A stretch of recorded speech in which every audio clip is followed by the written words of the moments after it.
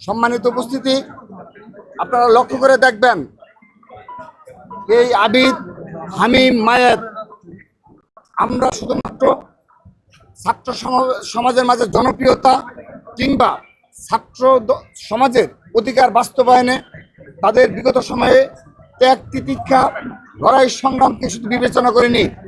আমরা July August গণ অভ্যুত্থানে বাংলাদেশের অল্প কয়েকজন যারা রয়েছে, যারা সত্যিকারের ঢাকা বিশ্ববিদ্যালয়ে বীর হিসাবে আখ্যায়িত করা সম্ভব এবং ইতিহাসে স্বর্ণাক্ষরে লেখা থাকবে জুলাই আগস্টের গণ অভ্যুত্থানে সেই বীরদের নিয়েই আমরা আমাদের প্যানেল গঠন করেছি।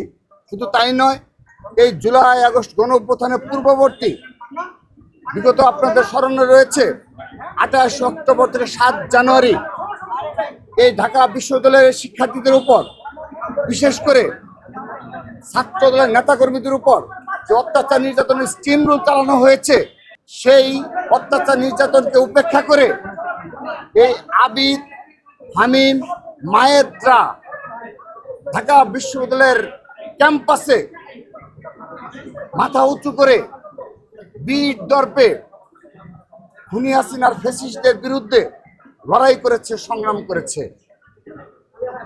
এই আবিদ আর হামিম আমাদের দীর্ঘদিনের পরীক্ষিত নেতৃত্ব এবং ছাত্র সমাজের মাঝে খুবই জনপ্রিয়।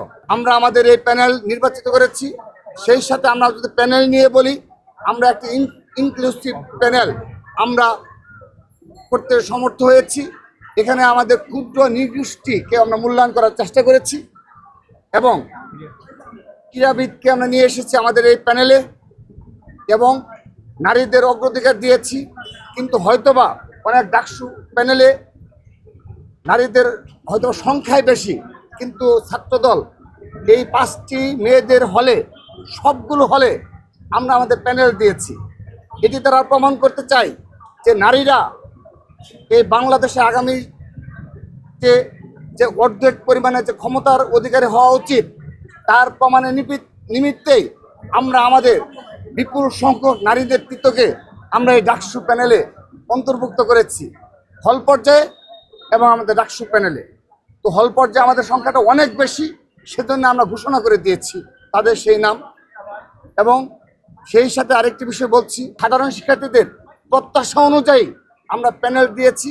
আমরা বিশ্বাস করি আমাদের এই আবিদ, হামিম, মায়ের পরিষদকে সাধারণ শিক্ষার্থীরা সত্যিকারের অর্থেই মন থেকে মেনে নিয়েছে এবং তারা নীরবে ভোটদানের মাধ্যমে এই আবিদ, হামিম প্যানেলকে জয়যুক্ত করবে সেই প্রত্যাশা রাখছে।